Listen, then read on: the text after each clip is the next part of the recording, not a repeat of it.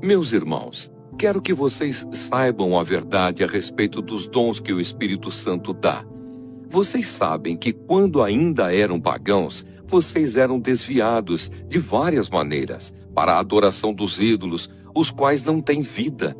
Por isso precisam compreender que ninguém que diz que Jesus seja maldito pode estar falando pelo poder do Espírito de Deus, e que ninguém pode dizer Jesus é Senhor a não ser que seja guiado pelo Espírito Santo. Existem tipos diferentes de dons espirituais, mas é um só e o mesmo Espírito quem dá esses dons.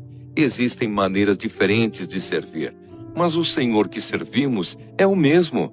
Há diferentes habilidades para realizar o trabalho, mas é o mesmo Deus quem dá a cada um a habilidade para fazê-lo.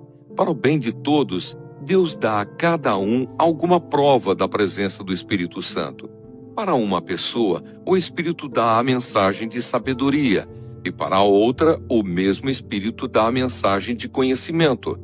Para uma pessoa, o mesmo Espírito dá fé, e para a outra, dá o poder de curar. Uma pessoa recebe do Espírito poder para fazer milagres, e outra recebe o dom de anunciar a mensagem de Deus. Ainda outra pessoa recebe a capacidade para saber a diferença entre os dons que vêm do Espírito e os que não vêm dele.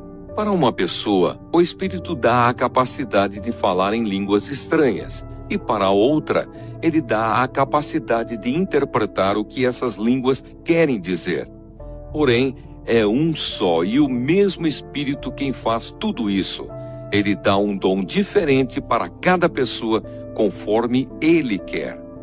Cristo é como um corpo, o qual tem muitas partes, e todas as partes, mesmo sendo muitas, formam um só corpo.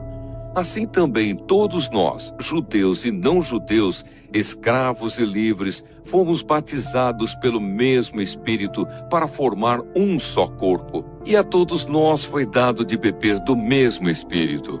Pois o corpo não é feito de uma só parte, mas de muitas. Se o pé disser, já que não sou mão, não sou do corpo, nem por isso deixa de ser do corpo. Se o ouvido disser, já que não sou olho, não sou do corpo, nem por isso deixa de ser do corpo. Se o corpo todo fosse olho, como poderíamos ouvir? E se o corpo todo fosse ouvido, como poderíamos cheirar? Assim Deus colocou cada parte diferente do corpo conforme Ele quis. Se o corpo todo fosse uma parte só, não existiria corpo. De fato, existem muitas partes, mas um só corpo.